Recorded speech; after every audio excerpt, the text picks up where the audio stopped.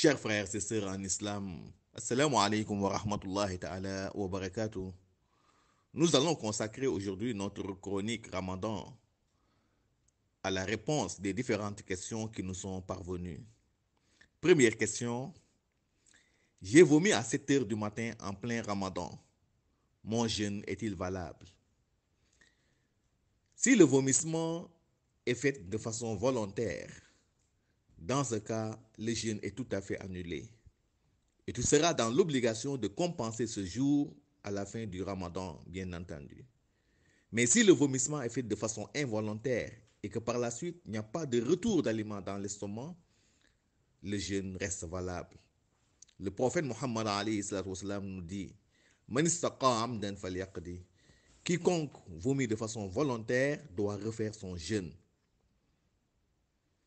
Deuxième question, les relations sexuelles au sein, bien entendu, d'un couple sont-elles permises durant le Ramadan? Absolument. Les relations sexuelles sont tout à fait permises durant le Ramadan, mais seulement du coucher du soleil jusqu'avant l'aube. C'est durant cet intervalle de temps que la personne peut entretenir des relations intimes avec son épouse et non durant la journée de jeûne. Toute personne qui entretient des relations intimes avec son épouse durant la journée du Ramadan, son jeûne est annulé. Troisième question, quelles sont les actions recommandées pendant le Ramadan?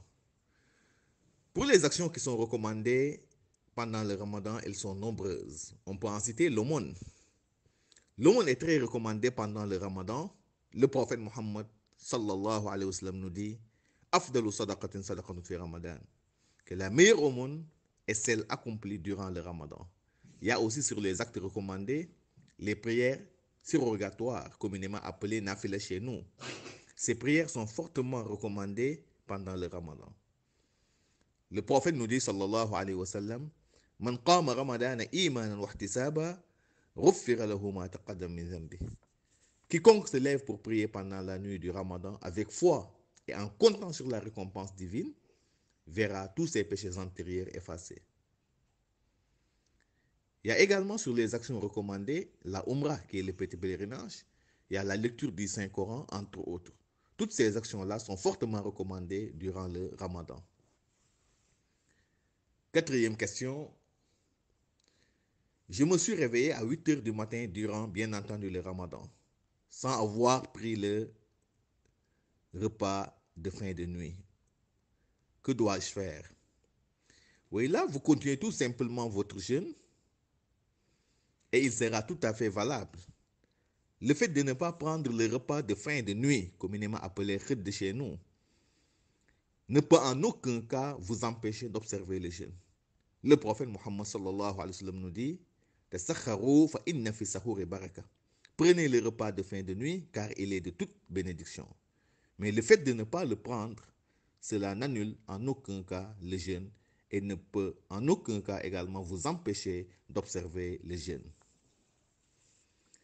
Cinquième question. J'ai vu mes règles menstruelles vers 15 heures en pleine journée du Ramadan. Dois-je continuer mon jeûne ou dois-je l'arrêter? Oui, là vous rompez tout simplement votre jeûne. Et à la fin du Ramadan, vous compensez ce ou ces jours où vous avez vu vos règles menstruelles. Car l'arrêt des règles menstruelles, fait partie des règles fondamentales du jeûne. Pour dire que les règles menstruelles ne riment pas avec le jeûne. Donc, si vous voyez vos règles menstruelles en pleine journée du Ramadan, dans ce cas, vous rompez tout court votre jeûne. 6.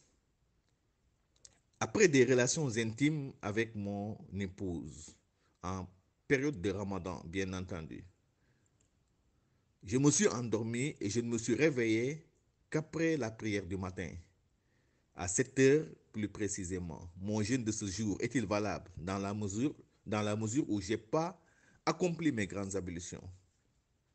Absolument, votre jeûne est tout à fait valable, car le fait de se trouver ou d'être en état d'impureté, cela n'annule en aucun cas le jeûne. En plus, l'intention d'observer le jeûne y était.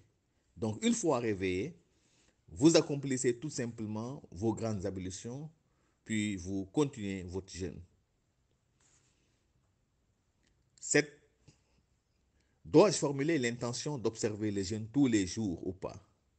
Non, une seule formulation de l'intention de jeûne peut vous servir tout le long du Ramadan, à moins que vous ayez entre-temps un empêchement de jeûne, comme une maladie, l'arrêt des règles menstruelles, entre autres. Et dans ce cas, une fois votre empêchement terminé, vous serez dans l'obligation de renouveler votre intention. Mais si vous n'avez aucun empêchement, l'intention de jeûne formulée en début du Ramadan pourra vous servir tout le long du mois, bien entendu, de Ramadan. 8e question. Une femme qui allaite peut-elle observer le jeûne?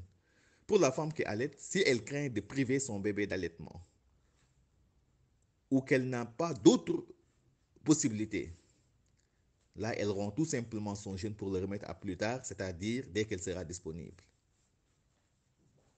Sinon, elle peut observer le jeûne.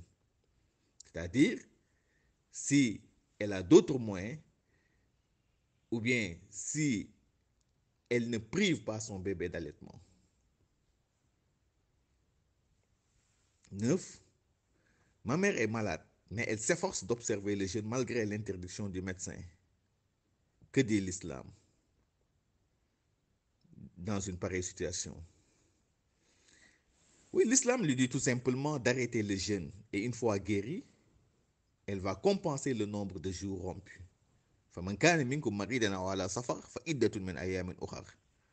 Celui d'entre vous qui est malade ou en voyage jeûnera plus tard un nombre égal de jours.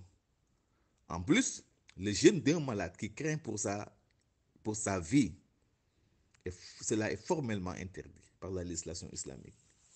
Cela est assimilé à un suicide. Et Allah subhanahu wa ta'ala nous a clairement signifié ne vous suicidez pas. Allah subhanahu wa ta'ala est plein de compassion pour vous. Donc, une personne malade ne doit en aucun cas braver l'interdiction, n'est-ce pas, d'un médecin pour observer le jeûne. 10e question. Le dispensé du jeûne peut-il donner de l'argent à la place de la nourriture? Si oui, peut-il évaluer la somme totale et la sortir d'un seul coup? Absolument. Le dispensé du jeûne peut bel et bien donner de l'argent à la place de la nourriture. Et il est tout à fait permis d'évaluer la somme totale et la donner d'un seul coup. Même en début du Ramadan, cela est tout à fait possible. 1000 francs par jour, donc ça va faire 29 000 francs ou 30 000 francs. Cela est tout à fait permis. 11e question. Le fait d'utiliser une pâte dentifrice en période de jeûne, cela annule-t-il le jeûne? Non, il n'annule pas le jeûne du tout, mais cela est vivement déconseillé, il faut le dire, en période de jeûne, de peur que le goût ne se ressente à travers la langue ou qu'il pénètre même dans l'estomac. On peut l'utiliser soit à l'entame du jeûne ou soit au moment de la rupture. Chers frères et sœurs en islam, nous voilà au terme de notre rappel. Merci et à la prochaine.